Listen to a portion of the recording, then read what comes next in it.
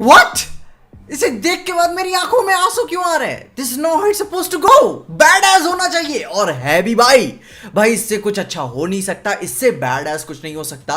And ये मेरा कोई चैलेंज धमकी या रेवलेशन नहीं है, but this is what I expect कि जब आप बोलो कि मैं एक फुल ब्लोन एक्शन मूवी बना रहा हूं जो कि भाई सिर्फ अडल्ट्स के लिए जाती है, जहां इसके ऊपर बस खून के छींटे ही ना हो बल्कि साथ में हमारे दिल के टुकड़े भी हों, जहां भाई 3.5 मिनट का ट्रेलर कोई छोटी बात नहीं होती, लोग बोर होने लगते हैं। मगर अब से ये ट्रेलर भाई तुम्हारा तो नहीं पता मगर मेरा स्टैंडर्ड होने वाला है कि अगर कोई इसे स्लाइटली भी टॉप कर देना मैं भाई इंप्रेस हो जाऊंगा। जहां बाकी बातें दुनिया की चूल्हे भाड़ में जाएगी, भाई ये टॉक्सिसिटी उनको पसंद नहीं आती, आती होगी नहीं आती होगी, गलत तरीके से लोगों से इंस्पायर होंगे, it's none of my fucking business. मगर this is damn good piece of art. मैं इसे देखने के बाद भाई पिक्चर को भाई बता ही सकता हूं कि ये पिक्चर फाड़ होने वाली है, तुम्हारे दिलों से लेकर लोगों की गांडों तक सबकी भाई चीथड़े उड़ेंगे।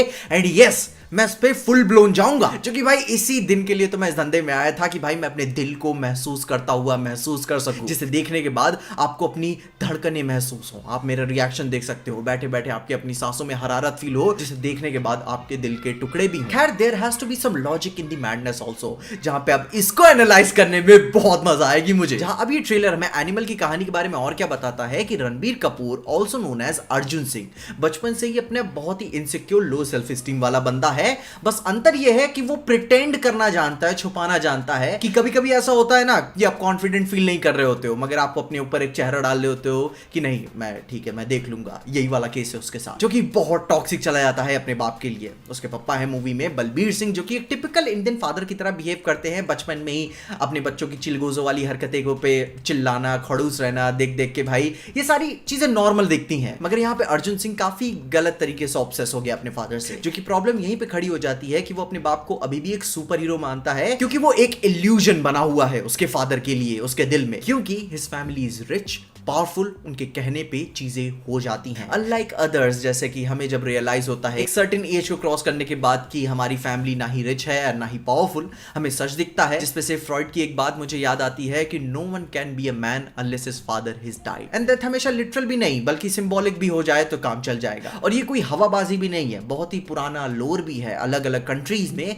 जिसपे से दी लेजेंड ऑफ एमलेट भी कहानी आती है, जिसको अगर आपने पढ़ा और सुना होगा, जिसपे भाई बंदे के बाप के मर जाने के बाद वो एक्सेप्ट ही नहीं कर पाता है कि उसका बाप भी कभी भी गलत हो सकता है। एंड फिर जो वायलेंस के सिलसिले होते हैं आपका दिमाग फटने लगता है, जो कि भाई कहानियां उस एक्सटेंट तक जाती हैं कि भाई वो नर्क के दरवाजों तक लड़ते हैं। और फिर भी लोग कहते हैं कि मर्दों के पास दिल नहीं होता, वो प्यार नहीं कर सकते। खैर अपने एनिमल की कहानी पे वापस आए तो भाई अर्जुन अपने पापा पे कोई भी खरोच आते हुए नहीं देख सकता, इनफैक्ट वो उनकी बेइज्जती भी नहीं सुन सकता, जिसपे अगर उसके बाप पे भाई कोई भी स्लाइड परेशानी भी आई तो वो उस बंदे की जान ले लेगा, वो उन्हें जिंदा नहीं छोड़ेगा। जिससे एक चेन ऑफ वायलेंट इवेंट्स को भी हम जन्म होते हुए देख सकते हैं, जिससे तुम जानते ही हो कि अगर आप इस नर्क में कूदोगे तो क्या क्या चीजें नहीं हो सकती। जहां उसके बाद उसके क्रिमिनल ट्रेट्स उसके पप्पा के ऑब्सेशन से ही जन्म लेते हैं, वरना उससे पहले वो परेशानी वो नहीं थी। जहां एक दिन अचानक से गोल्फ खेलते समय उसके पप्पा को लग जाती है गोली, एंड फिर वहां से अर्जुन का एनिमल आर्क शुरू होता है कि पहले तो वो एक विलन था, क्रिमिनल था, मगर अब वो एक प्रेडेटर बन गया है और उसे हंट करना है। But little did we no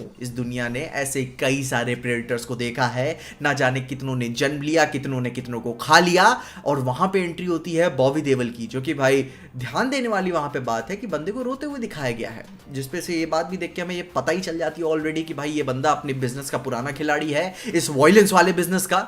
लेकिन भाई उसका इमोशनल हो जाना वायलेंस के साथ ये बात बता देता है कि वो उसके स्किन के अंदर घुस गया, मे भी शायद पर्सनल भी चला गया होगा। एंड भाई जो उसके बाद रनवे पे फाइट शोडाउन हमें देखने को मिलती है, सब कुछ परफेक्ट था। जिसपे से अगर इतिहास की बात करूं इसके एंडिंग को तो मे भी शायद स्पॉइलर हो जाए, आई डोंट नो। मगर भाई इन डैडी इश्यूज वाली कहानी का, जो कि ये मेरा जैम है, डैडी इश्यूज मॉमी इश्यूज वाली कहानियों का, एंड में कुछ अच्छा होता नहीं है, किसी के लिए भी अच्छा नहीं होता, ना हीरो ना विलन, कुछ भी, सब कुछ बहुत डिप्रेसिंग मामला चल जाता है। लेकिन आप भूलिए मत ये संदीप रेड्डी वांगा है, इन्होंने कबीर सिंह की एंडिंग काफी हैपनिंग रख दी, तो ये भी उसे कर सकते हैं मे बी रियल लाइफ में लोगों को रॉन्ग प्रूव करने के लिए। जो कि भाई आगे तो रूमर्स हमें ये भी ऐसे सुनने को मिल रहे थे कि वो इसके पार्ट 2 पे भी काम कर रहे हैं, जो कि अभी सिर्फ रूमर्स ही हैं, जो कि आ जाए तो अच्छी बात होगी, जिससे इस ट्रेलर की कुछ और भी बातें करे। तो भाई जो बैड एस तरीके से उन्होंने प्रेजेंट किया ब्रो, भाई साहब मैं क्या बताऊं, ये अपना कोई PG-13 का भाई चोला घूंघट पहना के आपको चूतिया नहीं बनाते हैं। इन्होंने प्रॉमिस किया है कि भाई हम proper mass bloody adult action movie दे रहे हैं और वो डिलीवर कर रहे हैं।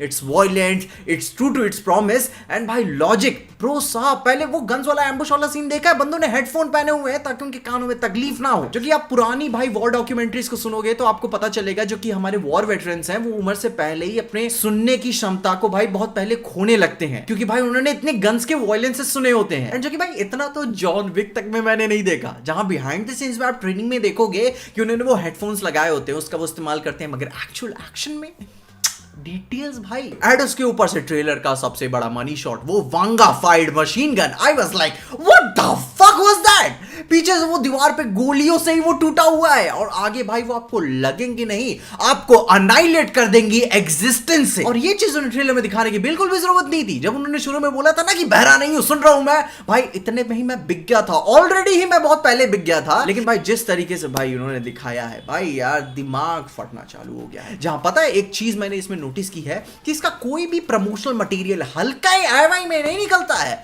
भाई। इसका हर गाना, टीजर, ब्रूजेस, पोस्टर्स भाई भयंकर है, जिसे देख के ऐसा लगता है कि वो किसको प्रूव करने आए हो यहाँ पे, कि जैसे कोई चैलेंज हो कि भाई देखो चूतियों पिक्चरें ऐसे बनाते हैं। जो कि भाई इसके ऊपर से एक बात ही मैं चाहूंगा कि जैसे इंडिया में अभी सिनेमैटिक यूनिवर्सेस का एक ट्रेंड चालू हुआ है, तो उस तरीके से जो बाकी प्रोड्यूसर्स और डायरेक्टर्स भी इस तरीके की जॉनरा की movies, R-rated adult action high octane movies बनाने के लिए भी इंस्पायर हो। जो कि भाई हॉलीवुड में होता ही है कि भाई बड़ी महंगी महंगी पिक्चरें 100, 150, 200 मिलियन की अडल्ट ब्लड थर्स्टी मूवीज बना करती हैं, लोग एंजॉय करते हैं, काफी पैसे भी कमाती हैं। एंड वो चाहूंगा कि इंडिया में ऐसा हो। एंड अगर जिसकी शुरुआत एनिमल से होती है तो भाई दिल गार्डन गार्डन हो जाएगा। बाकी भाई मैं इसे देख के बता सकता हूं, पिक्चर चुम्मेश्वरी मस्त होने वाली है भाई, मजा आ जाएंगे देख के। भाई 1 दिसंबर अपना इवेंट होगा, अपने डेट्स खाली कर लेना भाई, आप मिस नहीं कर सकते, ना ही आप स्पॉयलर्स के लिए वेट कर सकते हो। इससे कमाल का कुछ नहीं हो सकता, इससे बैड एस कुछ नहीं हो सकता, क्योंकि अब ये एक स्टैंडर्ड है कि कैसे चीजें दिखाई जाती हैं, ये कंपेरेबल ही नहीं है। बाकी तुम अपने ओपिनियंस में कमेंट जरूर बताना कि तुम्हें ये वांगा फाइट ट्रेलर, भाई एनिमल का ट्रेलर कैसा लगा। भाई मेरा तो दिल गार्डन गार्डन हो गया। टॉक्सिसिटी की अपने दिल में एक अलग जगह है। बाकी तुम अपने ओपिनियंस में कमेंट जरूर बताना। एंड यस, और वीडियोस आएंगी इसके ऊपर और दबा के आएंगी। मगर तब तक के लिए भाई डंकी मूवी भी आ रही है, जिसके लिए मैंने अपनी इस वाली वीडियो में बात की हुई है, जाके उसे जरूर चेकआउट कर लेना। मगर तब तक के लिए देखते रहिए PJ एक्सप्लेन।